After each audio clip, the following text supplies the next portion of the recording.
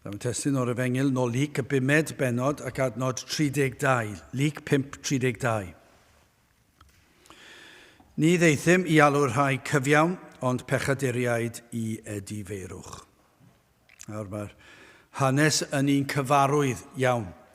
Pan galwyd Matthew gan yr Iesu i'w ddilyn. Un o'r publicanoedd oedd Matthew neu Levi yn ôl y darn yma. Cymaint oedd atgasedd pobl at y math yma o bobl. At yr rhai yma oedd yn cael ei galw'r casglwyr trethu. Fe ddath y term publicanod a phechaduriaid I lygu'r un peth. Gymaint oedd yr enw drwg a ddaeth o fod yn un o'r publicanod. Ac I ni yn darllen yr oedd yno Levi neu Matthew yn gweithio nid yn bell o lan y môr mewn lle y cludwyd nwyddau rhwng gwledydd cyfagos. Ac felly wrth i'r nwyddau cael eu cludo, a'r perchnogion yn dod ac yn mynd ar nwyddau o un man i'r llall, ni fydden nhw yn barod I godi treth ac I gasglu'r trethu. Ac i'n gweld adnod 27 ac ar ôl y pethau hyn, yr aeth I fe allan ac a welodd byblican a'i enw Lefi yn eistedd wrth y dollfa. A dyma beth sydd yn arbennig ac fe ddwedodd wrtho dilyn fi. Ac yna'n dilyn yr adnod yna, I ni'n cael yr ymateb gan yr hyn sydd yn digwydd. Mae yn syfrdanol, adnod 28, ac fe a dawodd bopeth ac a gyfododd I fyny ac a'i dilynodd ef. Adnod 28 yn dilyn 27. Wrth gwrs, mae hwnna'n digwydd, mae'n naturiol, mae'r adnod yn dilyn un ar ôl y llall, ond am ganlyniad, rhywbeth I ni ddim yn gyfarwydd iawn ag yn yr oes hon, lle falle bydd y gwahoddiad o'r Efengil I ddod at Grist ac yna I gael ymateb o unrhyw fath I ni'n ddiolchgar, os oes rhywun yn dod i'r oedfa I ni'n ddiolchgar. Ond I gael ymateb fel hyn, mae gymaint o wersi pwysig yn y darn yma. Gwersi sydd yn lloni'r enaid, gwersi sydd yn galondyd i'r sawl sydd mewn angen o galondyd. Gen I ofyn, os oes yna unrhyw un sydd yn gwrando, neu sydd yn teimlo rhyw fath o faich. Ac fi'n siŵr bod yna lot yn teimlo rhyw fath o faich. Byddwn ni'n tybio bod yna, dwi'n yn siŵr faint oedd yn rhedeg bore yma.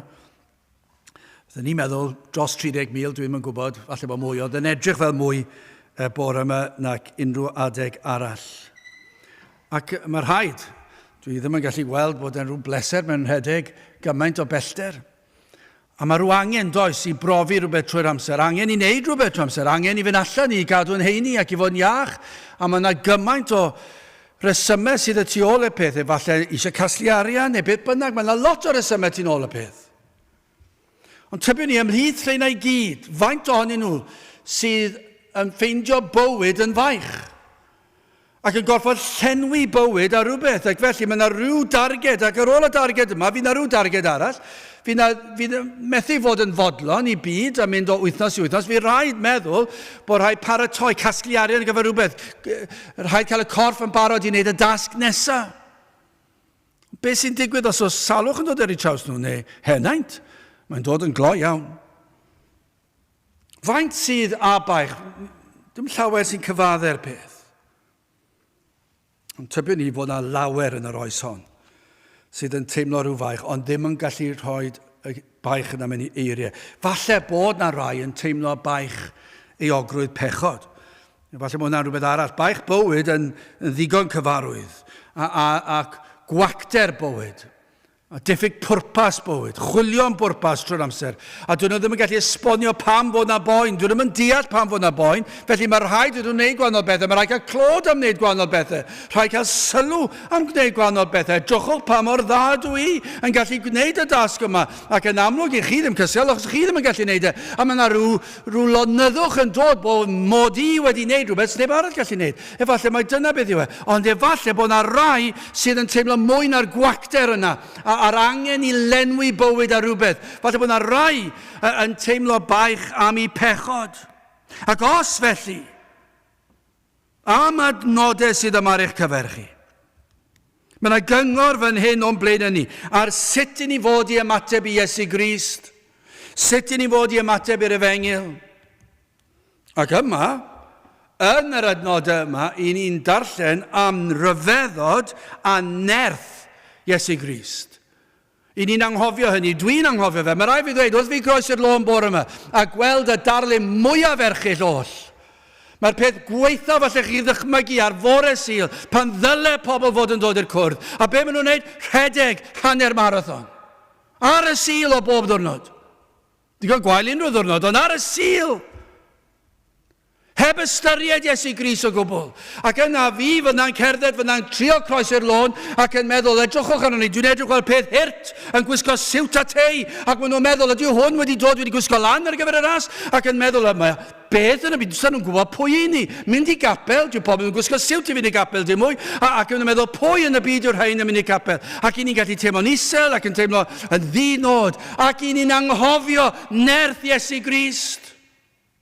Fe all Iesu Grist dweud y gair o'r chymyn i'r 30,000 yna, hyd yn oed cyn diwedd y dydd yma, ac yn dweud wrthyn nhw, os na ydi farhewch, fe fyddwch chi'n golledig, ac dewch ato fi, dilynwch fi, ac i ni'n gorfod credu fod Iesu Grist yn gallu dweud, mae'r Duw yn holl alluog. Ond nid yw e mor gyffroes darllen geiriau fel hyn. Ar un o'r syliau mwyaf trist o'r flwyddyn, pa mae'r genedl wedi troi yn llwyr oddi wrth Dduw, ac yn torri'r sabath.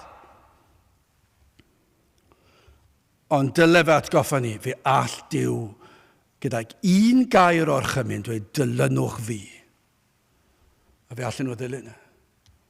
Wel, mae yna wers i'r ceisiwr, ond mae yna wers i'r Cristion fan hyn i gofio am nerth Crist. Am nerth. Mae'r hanes yma yn wyrth. Bob tro mae rhywun yn dod yn Gristion, mae'n wyrth, mae'n mor gyffroes. Ond mae hwn yn gyffroes. Yno, Matthew yn eistedd o'r dollfa, un o'r pobl gweithaf oll, chi gallu meddwl, pawb yn ei cysau nhw. Llawn twyll a chelwydd, a balchder, a eisiau mwy a mwy, a pob math o cyhoeddiadau ni herbyn nhw. Byddwch chi'n meddwl, pidwch mynd lan atyn nhw, sa'n nhw'n mynd i ddangos y ddordeb, a mae Iesu mynd lan dilyn fi. A mae'n dilyn. Am nerth, ac am trawsnewidiad mewn bywyd. Nid proffes oedd hon, nid proffes fel i ni'n gweld heddi. A wedyn cariwch ymlaen yn y byd am hanner canrif arall. O na, dyna beth i ni'n fodlon heddi. I ni'n fodlon ar ryw broffes ac yna dweud fe ddaw. Fe fydd na ryw arwydd o fywyd yn dod maes o law. Fe fydd na ryw arwydd bod nhw'n caru'r Iesu. Maen nhw'n defnyddio'r geiriau, fe ddaw ryw bryd. O na. Dyma beth yw gwir iachawdwriaeth. Mae gwirth yn digwydd.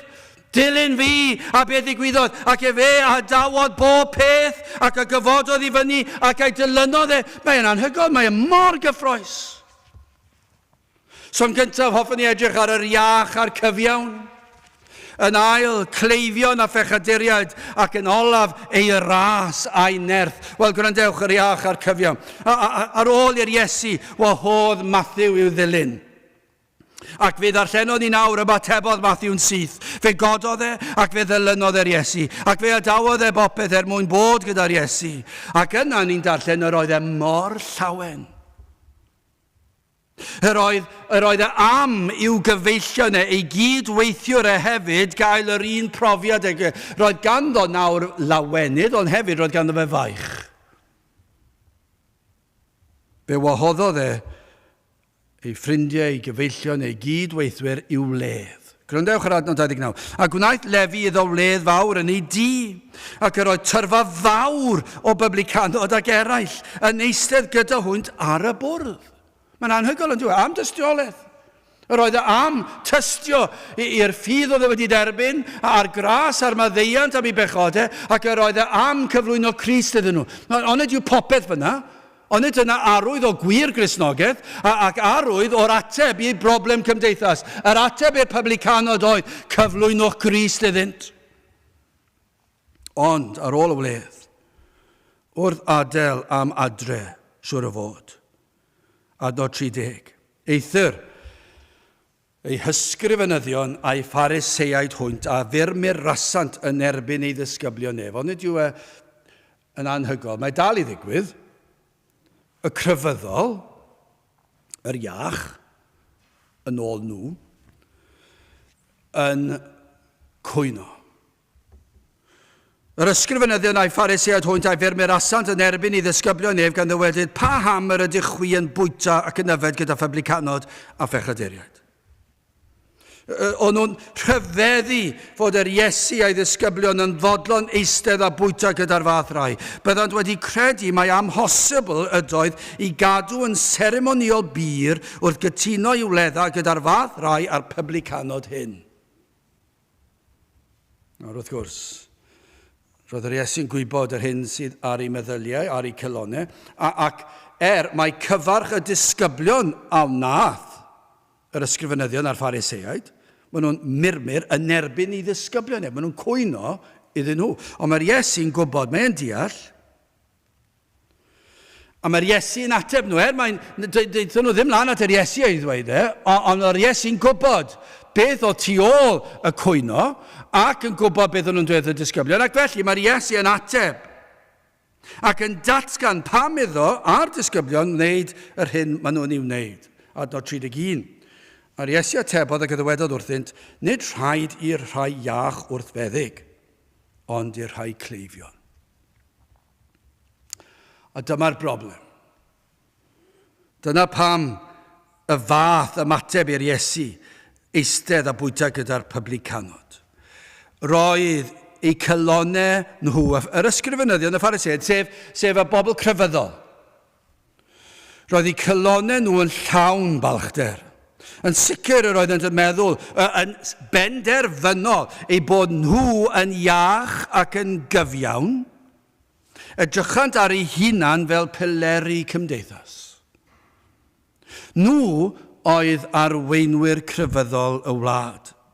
Nhw oedd yn cadw'r gyfraith. Nhw oedd yn gwybod y gyfraith, ac nhw oedd yn cadw'r gyfraith. Roedden nhw'n ychwanegu at y gyfraith ac yn pentyrru rheolau I fod yn bobl dda a cael eu cydnabod fel pobl oedd yn byw yn llym ac yn cadw pob math o bethau.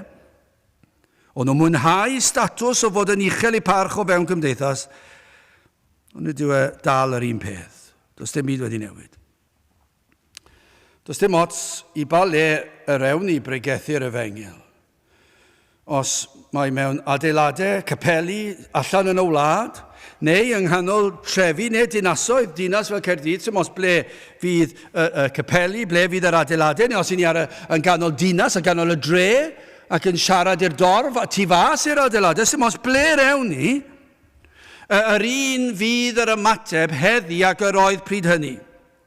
Mi fydd cymaint yn meddwl nad oes unrhyw angen arnyn nhw. Maen nhw'n ddigon da, diolch yn fawr. Maent yn meddwl eu bod nhw'n iach ac yn gyfiawn. Fe fydd y mwyafrif llethol o bobl I ni'n siarad â nhw yn cael eu tramgwyddo gan y neges. Dywedan siwr o fod, fel rhain, pidwch pregethu wrtha I. Ond does dim byd wedi newid, nag oes? Dyna beth sydd yn digwydd dro o tro. Peidiwch pregethu wrtha I. Peidiwch dweud mai pechadur ydw I. Peidiwch a dweud na. Dyna be fydd yr ymateb cyntaf. Peidiwch I a dweud bod gen I broblem. Peidiwch I a dweud na fydd Duw yn fodlon af y mywyd I.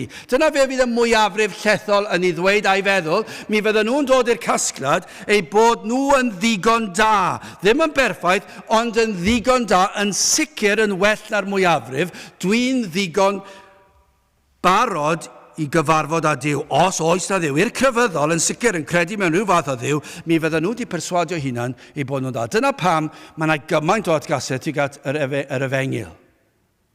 Does dim problem gan bobl Gristnogau a'r Gristnogaeth yng Nghymru. Mae Cristnogaeth yng Nghymru bellach yn golygu bod unrhyw grefydd yn dderbyniol. Ond dwedwch chi petai unrhyw un yn gosod Cristnogaeth goriwch unrhyw grefydd arall, mi fydden nhw yn hapus gyda Cristnogaeth. Ond peidiwch a dweud mai pechaduriaid I ni. Peidiwch a dweud ein bod ni'n heiddi uffern. Peidiwch a dweud bod ni'n heiddi cosb. Peidiwch a dweud nad yw Duw yn fodlon gyda fi, achos dwi wedi wneud gymaint o bethau da. Dwi wedi helpu lot o bobl. Ond chwa beth sy'n mwyaf trist yw hyn. Mae ni'n disgwyl ymateb felly yn ein capelu Cymreig ni, lle nad yw'r efengyl yn cael ei ffregethu, ond dyma'r union yr un ymateb o fewn eglwysi efengyloedd. Pan mae'r efengyl wir yn cael ei ffregethu, pan mae'r efengyl yn cael ei osod allan yn glir, yn blwmp ac yn blaen, beth i ni'n gweld? I ni'n gweld y proffesor efengyloedd bydol, yr un sydd am ganiatáu pob math o fydolrwydd yn eu bywyd nhw, a pob math o addoliad, ond maen nhw'n dweud bod nhw'n credu yn yr efengyl. Ond yna, pan ych chi'n rhoi marc cwestiwn ac yn dweud, ydych chi'n siŵr bod chi wedi deall yr efengyl, maen nhw'n troi rownd dweud, peidiwch chi a dweud nad ydw i'n Gristion. Dwi'n efengylaeth. Mae gen i broffes. Ond yr un yw'r atgasedd, yr un yw'r naws yr ymateb a'r cwestiynau. Yr un yw'r ysbryd sy'n tu ôl i'r gwrthwynebiad a'r pharisëd a'r ysgrifenyddion.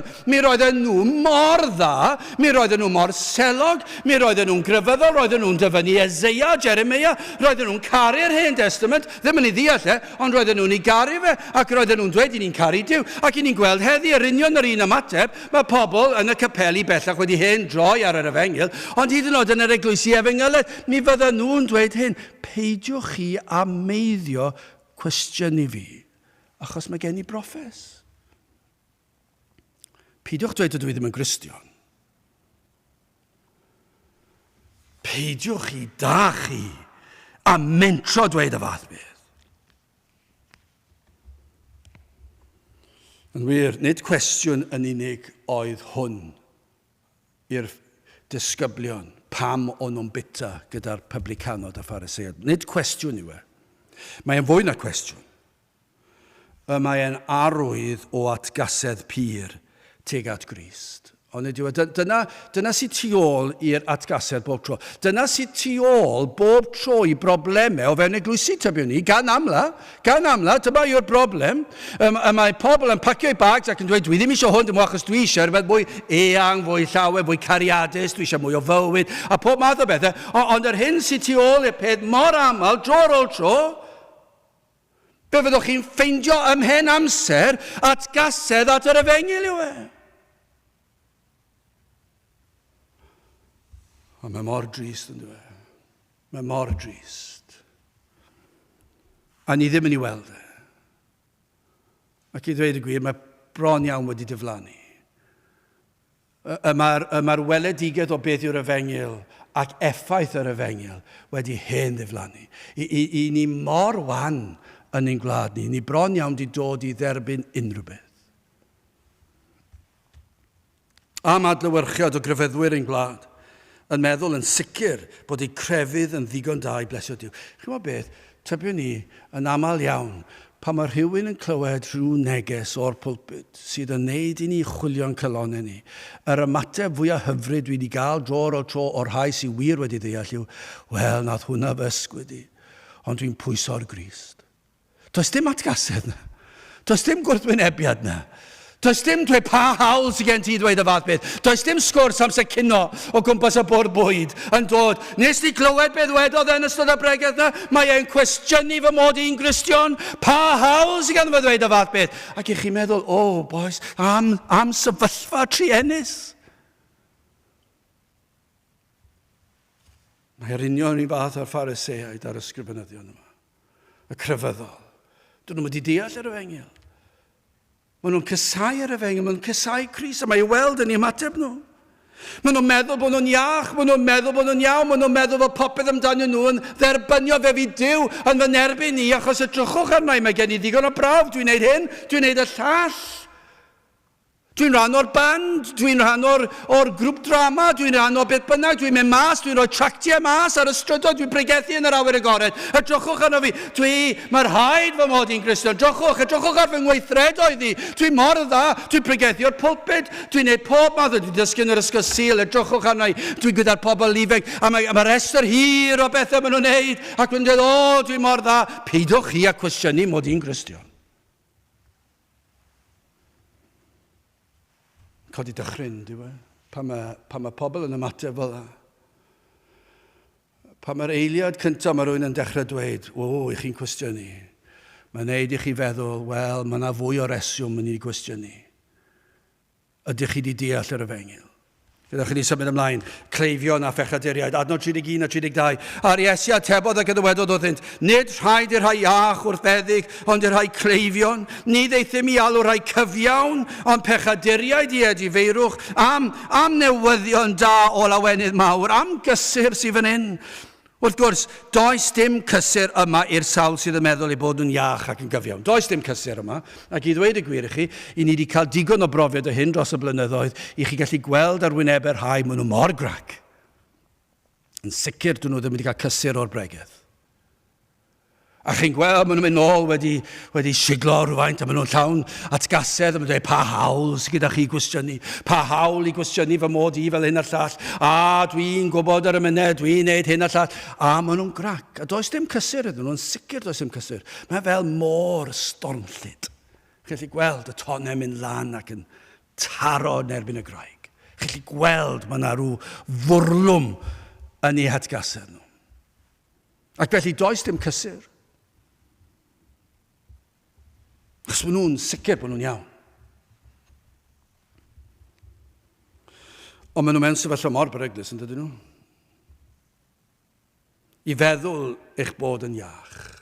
Mae wyliau i'r rhaglen, meddwl am y môr sydd wedi atgoffa fi nawr. Dwi'n mwynhau gwylio'r rhaglen sydd yn sôn am yr arenel ai ar y môr, yn mynd allan i achu pobl ar y môr. A dy'r rhaglen weles i'n ddiweddar o llong hwylio ar un o'r allan, ddim yn bell allan, oedd e fewn cyrraedd i'r traeth, ond oedd e'n y storm gweitha'r flwyddyn ers degawdau.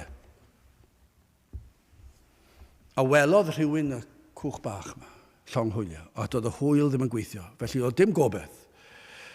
A felly fe ddath y long achub yma allan. A gweld, a mynd yn agos, a nhw ddim yn gallu mynd yn agosach, oedd nhw'n goffo meddwl sut i ni'n mynd i gael at hwn, achos oedd y dŵr ddim yn ddofn. Ac felly oedd y cwch mawr ddim yn gallu mynd draw na, yr beryglus fynd ar cwch bach na, oedd yn benbleth, oedd nhw ddim yn siŵr sef nhw'n trio meddwl, oedd hofrenydd wedi dod allan, a ddim yn gwybod, oedd yr hofrenydd i gallu achub. Ond oedd y cwch yma, ac fe nad y dyn oedd yn y cwch, gwrthod help.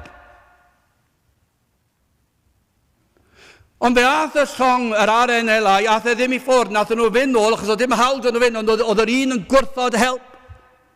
A felly arhoson nhw chydig bellach nôl, nes ar ôl ti, falle 5 munud oedd, achos o'n nhw'n dweud, mater o eiliadau fi cyn bod y cwch yn mynd dros. Ac yn y diwedd, dath rhyw ymwybyddiaeth dros y gŵr yma, bod yng nghanol y tonau yma, mwyaf oedd wedi bod ers degawdau. A felly, dath yr hofrenydd yn y diwedd. Ond oedd yr i hwyr, achos fe ath y llong i'r creigiau, ac yna o fewn munud oedd y cwch yn ddarnau. Ond, oedd y gŵr oedd ar waelod yr llunyn o'r hofrenydd, oedd un o'r dynion mwyaf dewr oedd nhw erioed wedi weld. Oedd yna am y munud yna yn cael ei daro nôl ymlaen ebyn y graig. Ac yna fe dath y camera dale yn dod â'r gŵr allan o'r adfeilion ar y creigiau a'r tonau cyn iddo fynd lawr gyda'r cwch. Ac yn ôl pob sôn, yr oedd e'n fyw. Mae'n anhygol yn diwy. Oedd e'n meddwl bod e'n iach. Oedd e'n meddwl bod e'n saff. Ond oedd e'n ganol y tonau, a fe ddyle fe fod wedi marw.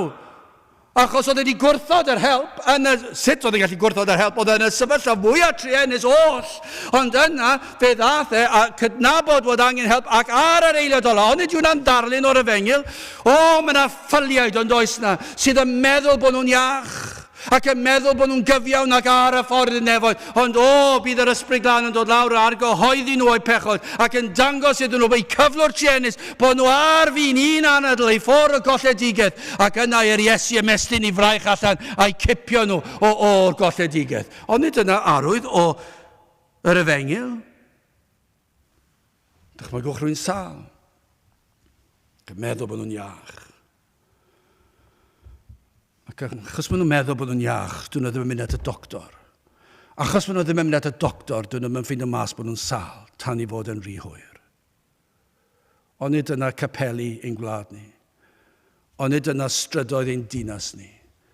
Fi na lawer heddi yn meddwl bod nhw'n dda iawn heddi. Ar o'r hedau, casglu arian, wneud lot o bethau da, casglu, pob math o bethau, helpu eraill, fydd na rhyw falchder ond i fydd na. O fe fyddan nhw'n gorfod sefyll o flaen Duw holl a lluog ryw ddwrnod. Ac na fi Duw yn fodlon derbyn y ffaith bod nhw wedi casglu arian neu wneud unrhyw beth ger bron Duw. Fe fydd yn gofyn beth wnaethoch chi a Christ. A wnaethoch chi edifarhau o'ch pechod. O na, roeddwn ni'n gyfiawn, roeddwn ni'n dda, roeddwn ni'n lan, roeddwn ni'n fawr fy mharch o fewn cymdeithas. A mae'n druenus bod nhw'n sylweddoli bod nhw'n sal a'i bod nhw'n frwnt a bod nhw'n bechaduriaid. Maen nhw'n meddwl bod nhw'n gyfiawn. Dyna'r sefyllfa fwyaf peryglus oll. Y crefyddol yr hunan gyfiawn. Yr rhai sy'n meddwl bod nhw'n foesol. Dyma beth sy'n frawychus. Mae Iesu Grist yn dweud yn ddigon clir. Ni ddeithym i alw rhai cyfiawn. Be mae hwnna'n golygu yw hyn? Ni ddeithym i alw y rhai sy'n meddwl i bod nhw'n gyfiawn. Nid at yr hunan gyfiawn y daeth Crist. Does dim cysur fyma i'r balch. Does dim cysur yma i'r crefyddol. Does dim cysur yma i'r hunan gyfiawn. Does dim cysur yma i'r moesol. Nid at yr rhai sydd yn meddwl ei bod yn iawn heb gymorth. Y credant gallant fyw bywyd digon da i blesio Duw. Does dim fan hyn. Achos mae'n gwbl glir. Ni ddaeth Crist i alw rhai fel chi. Does dim cysur fan hyn i chi. Wrth gwrs, petai rhai felly yma, fydden nhw ddim eisiau cysur. Bydden nhw ddim yn hoffi'r efengil yma. Fydden nhw'n grac gyda'r efengil yma.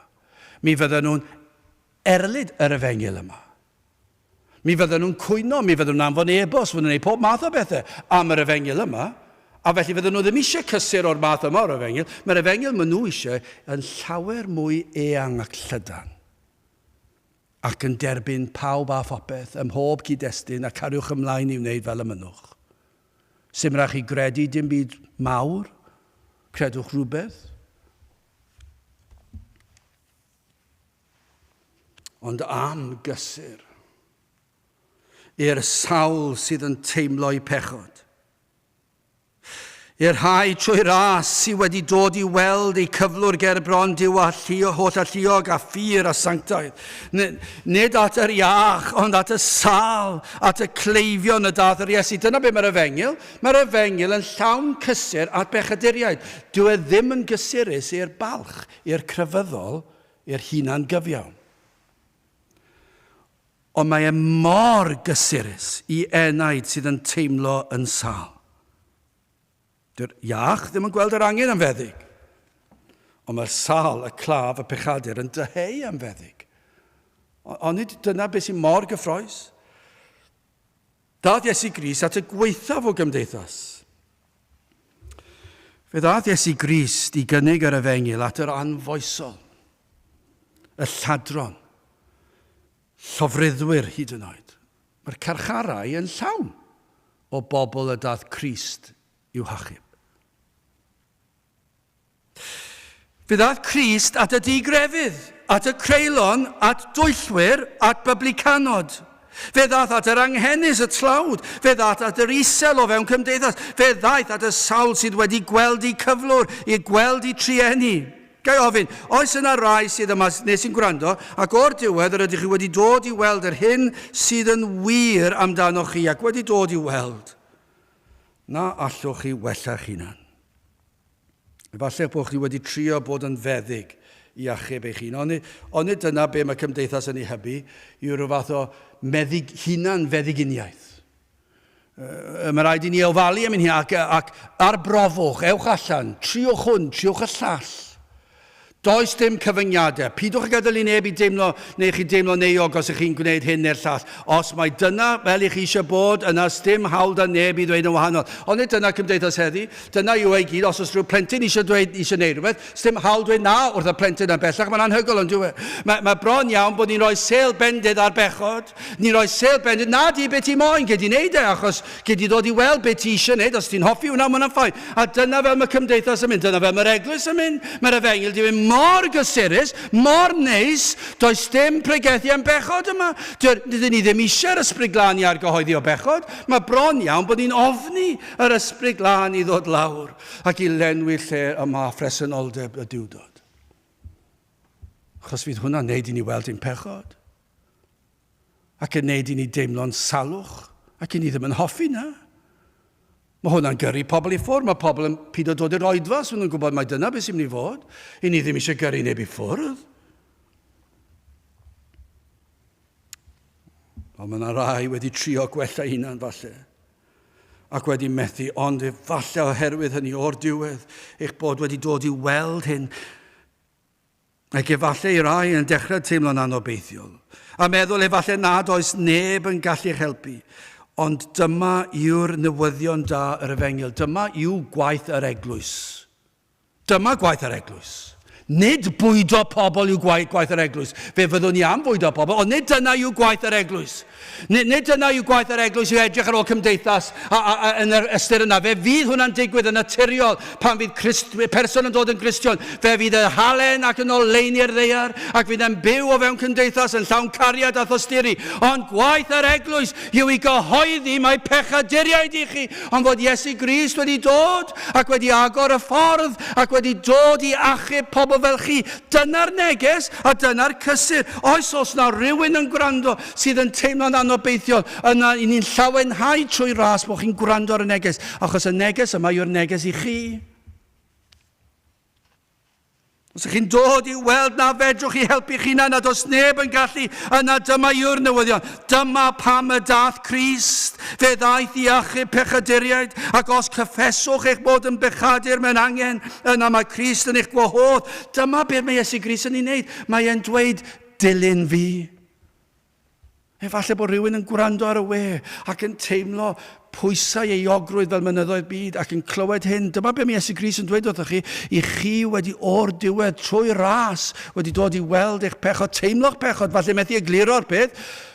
Ond dyma be mae'r Iesu'n dweud, fel dwedodd wrth Matthew, dilyn fi. Mae'n eitha syml yn dweud, dilyn fi.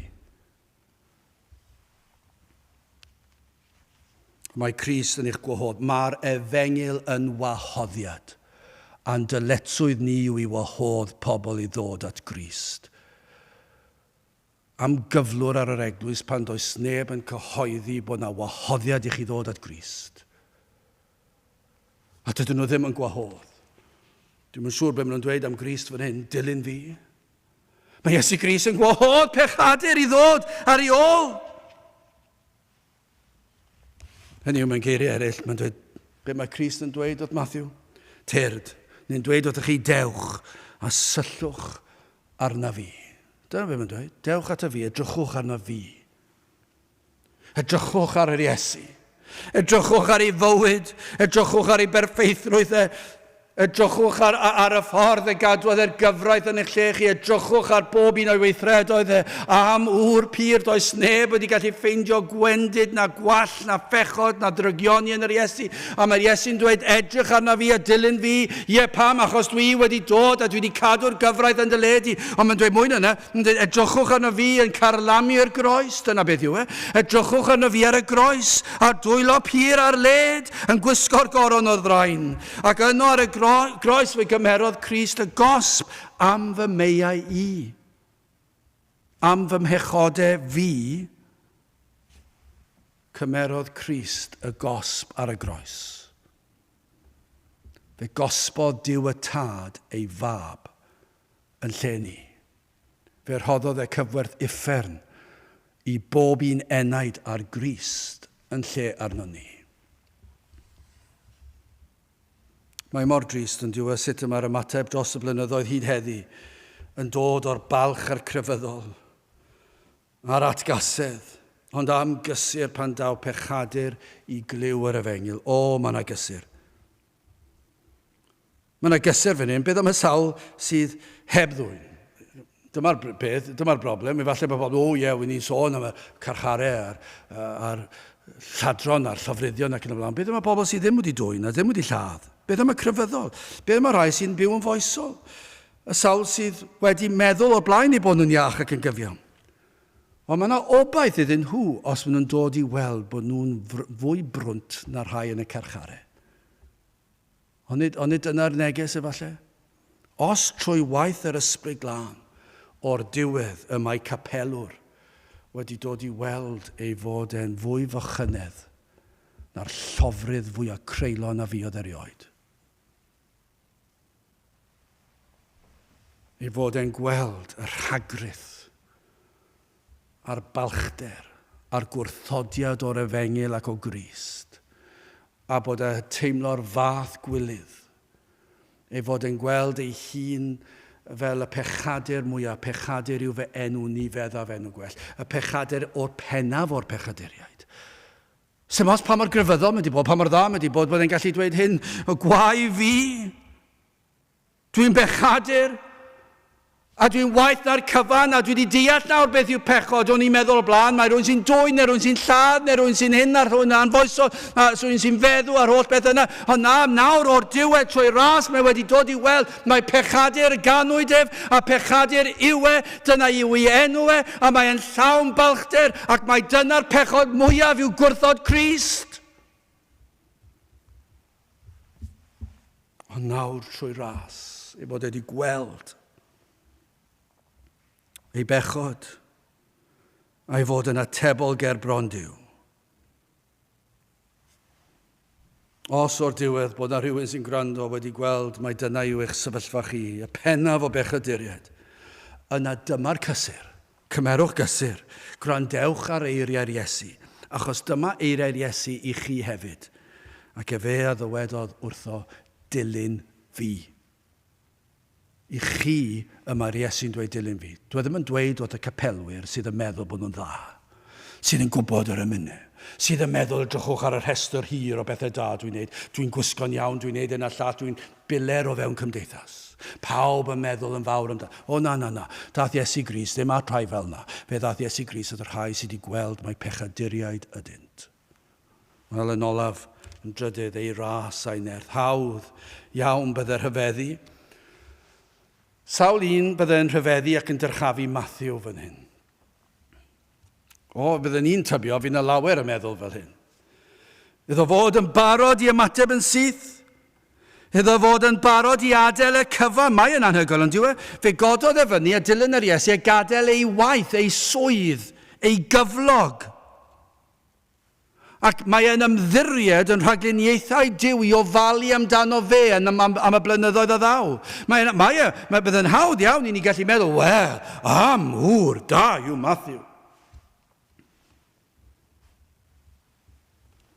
Dy wers holl bwysig yma yw gras Duw. Gras Iesu Grist. Dyma'r wers. Gras Iesu Grist yn dod at un a oedd yn bell o'r efengil, un a oedd wedi anwybyddu Duw yn ei fywyd hyd hynny, un yn sicr a oedd yn anheiddiannol, ac fe wahoddodd Crist Matthew i ddod ato. Dyna'r wers yma. Mae e dim ond yn iawn bod Matthew yn ymateb ac yn gadael y cyfan. Dyna beth ddyle fod. Dyna beth wedi farhau yn syth. Dyna beth mae pechadur fod i wneud. Ond dyma'r wers, dyma'r wirth. Y wirth yw nid Matthew yn gadael ei waith a'i arian a'i gyflog. Na, dim byd o'r fath. Y wers fan hyn yw Crist yn gwahodd rwy'n fel fe, pechadur fel fi, yn dod ac yn dweud dilyn fi. Matthew 5:6, mae drwy'r ysgrythyr, gwyn ei byd yr rhai sydd arnynt newyn y sychyd am gyfiawnder, canis hwy a ddiwellir. Dyma'r rhai, yr rhai sydd yn newynu ac yn sychedu am Grist. Lyc 14:21, ar gwas hwnnw pan ddaeth adref a fynegodd y pethau hyn i'w arglwydd, yna gŵr y tŷ wedi digio ddywedodd wrth ei was, dos allan ar frys i heolydd ac ystrydoedd y ddinas, a dwg i mewn yma y tlodion a'r anafus a'r cloffion a'r deillion. Y rai anghenus, y rhai sy'n gweld eu bod nhw'n ysbrydol ddall, ac yn glaf, ac yn frwnt. Ioan 7:37, ac ar y dydd diwethaf, y dydd mawr o'r wyl, y safodd yr Iesu ac a lefodd gan ddywedyd oes ar neb syched deed ata fi ac yfed.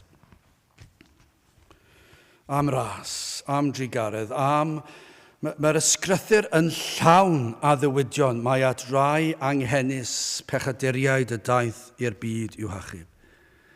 Ni ddaeth Iesu Grist i roi esiampl a dweud ymdrechwch fyw fel hyn. Chos dwi ddim yn bosib. Nid dyna neges yr efengil. nid esiampl yw Crist. Wrth gwrs, mae'r Cristion am fyw fel Iesu Grist, ond dyw e ddim yn bosib tu allan i Grist. Rhaid i Iesu Grist ddod mewn ffordd rhyfeddol i'r enaid. Rhaid i waith yr Ysbryd Glân agor llygaid yr enaid.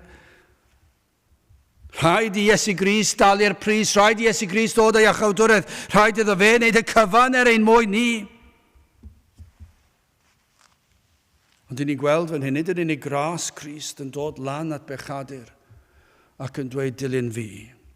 Ond ni'n gweld fan hyn ni'n nerth. Fe sydd yn achosi'r newid. Fe sy'n gwahodd, ond fe sydd yn achosi Matthew i droi ato, i droi o'i bechod a throi at Grist. Ond nid yw'r darlun yma'n ddarlun perffaith o edifeirwch. Mae Matthew yn dod ac yn teimlo presenoldeb Crist ac mae'n gweld i bechod yn yr eiliadau hynny pan mae Crist yn dod, mae'r argyhoeddiad o bechod ac yna mae'n troi o'i bechod at Grist. Yna yw'r efengyl. Ni ddeithim i'r alwr a'i cyfiawn o'n pechaduriaid i edifeirwch, nid teimlo rhyw fath o dristwch am bechod yw edifeirwch fan hyn. Fe welir yma yr alwad i edifarhau ac iddo roi y nerth i Matthew i edifarhau. Beth mae'n neud? Mae'n teimlo tristwch am ei bechod. Ydy hynna'n wir? Gai ofyn hyn, ydych chi wedi teimlo tristwch am eich pechod? Ond hefyd, yr awydd i droi o'ch pechod. Falle hwnna sy'n ar goll. Os oes rhaid cael ei dal yn ei pechod, maen nhw'n teimlo'n drist amdano fe, ond dyn nhw ddim am troi o'i pechod. Ac os yw nhw'n troi o'i pechod am gyfnod, mae e dim ond oherwydd dyn nhw ddim eisiau cael ei dal. Nid yna yw edifeirwch. Edifeirwch yw gweld fy mhechod, i weld difrifoldeb fy mhechod. Ac nawr mae rhywbeth yn digwydd. Dwi'n teimlo'r tristwch. Dwi'n teimlo i dristwch yng ngoleuni Duw, ei fod wedi tramgwyddo Duw. Ond nawr mae yna awydd i droi o'r pechod ac mae rhyw newid meddwl llwyr fan hyn. Mae yna newid meddwl llwyr yn digwydd mewn edifeirwch. Mae rhywbeth yn y meddwl ar enaid a'r galon. Mae yna troi ffwrdd, mae yna benderfyniad, mae yna sicrwydd trwy'r nerth Duw. Mae'n rhoi y nerth i droi yn llwyr at Grist. A'i ddilyn e, mae'n parhau i'w ddilyn e. Dyna yw'r efengyl, dyna edifeirwch. Mae iachawdwriaeth yn gyflawn. Nid yw Crist yn byw y bywyd perffaith yn ein lle mwyn bodloni gofynion y tad ac yna'n mynd i'r groes a thalu'r pris am ein rhyddid a chymeryd ein cosb ni ac yna'n ein gadael ni fod? Na, mae'n ein galw ni. Mae'n ein gwahodd i ddod ato. Mae'n rhoi y gallu i ni weld ein pechod. Mae'n rhoi y gallu i ni droi o'n pechod. Mae'n rhoi y gallu a'r nerth i ni ddilyn Crist. Mae'n rhoi y nerth i ni fyw iddo fe, tan y cawn gamu o fyd amser i dragwyddoldeb, a'i weld wyneb yn wyneb. Ond dyna yw'r efengyl. Dim rhyfedd bod Matthew mor llawen. Fe gafodd Matthew brofiad fan hyn. Fe deimlodd e ras Crist, ond fe deimlodd e nerth Crist. Fe deimlodd e nerth Crist, gras Crist yn ei wahodd e, ac yn gwneud y cyfan yn ei lefe, ond yna y nerth Crist yn ei ddwy'n ato fe, ac yn ei nerthu i edifarhau, ac yn ei nerthu i gredu, rhoi ffydd i gredu, ac yn ei nerthu i'w ddilyn e, a fe ddilynodd e'n do. Dim rhyfedd bod e mor llawen. Lle chi ddychmygu Matthew mewn oedfa, yn ffeindio fe'n anodd i bloeddio canu diolch i ti ar holl alluog Dduw am yr efengyl sanctaidd. Tybiw ni fod i laisau tipyn uwch na lot o bobl. Oedd yn rhyfeddu siwr o fod. Nes di alw fi? Rhywun fel fi? Nes di faddau i mi? Nes i olchi fi'n lan? Nes i roi nerth i fi adael? Nes i roi nerth i fi edifarhau? Nes i roi ffydd i fi gredu? Ac mae'n bydde fe'n dweud, diolch i ti yr holl alluog Dduw am yr efengyl sanctaidd. Halleluia! Amen, bydde fe di canu. Roedd e mor llawen, roedd e am wahodd ei gydweithwyr i'r wledd. Oedd wedi darparu gwledd, ond nid gwledd mwyn bwyta oedd hwn yn gwahodd niw di fe achos oedd Crist yna gyda fe. Roedd e eisiau nhw brofi Crist. I brofi'r llawenydd a brofodd e. Mi gyda nhw wybod mae hwn yn fwy o lawenydd na unrhyw lawenydd y caiff y byd. Yw gydweithwyr byddant wedi rhyfeddu a threstais ar y fod a poeni amdano. Ond i fyddech chi'n tybio, mi fydde ffrindiau a cydweithwyr Matthew wedi bod yn poeni amdano fe ac yn meddwl bod e wedi gwneud cam ffôl. Yn gadael y cyfan i waith ei gyflog a dilyn Crist, o dwi'n am beth synhwyrol i wneud. Ond nid yw'r byd yn tristau amdano ni a'n bywydau diflas ni, ond nid yw'n nhw yn edrych arno ni, ac os plant ych chi, maen nhw'n siŵr fod yn teimlo gymaint o dristwch dros eich plant chi. Plant ddim yn cael mynd i'r disgo fan hyn, a mynd i'r clwb fan hyn, ac ddim yn cael gwneud hyn ar y sil, ddim yn cael chwarae pêl-droed ar y sil, ddim yn chwarae rygbi ar y sil, ddim yn cael gwneud hwn. Chi mor greulon, ac am ddiflastod, am fywyd o ddiflastod mae'r plant yma'n cael, ac meddwl amdano ni ddim yn gallu mwynhau'r pethau maen nhw'n mwynhau. Chi goffo mynd i'r capel trwy di sil, 2 gwaith ar y sil. A cwrdd gweddi yn ystod yr wythnos, a cwrdd pobl ifanc. Am ddiflas, mae'r byd yn meddwl. Ond mae'r Cristion yn dweud, am lawenydd. Dwi wedi derbyn y trysor fwyaf oll. Am her, ewch lan at Matthew a dweud bod chi'n teimlo'n flin drosto. Mi fydda fo'n edrych yn hirt yna chi. Pam? Fe nath Iesu Grist dod lan at o fi a dweud dilyn fi, a rhoi y nerth i fi i'w ddilyn e. Mae'r llawenydd yn gorlifo.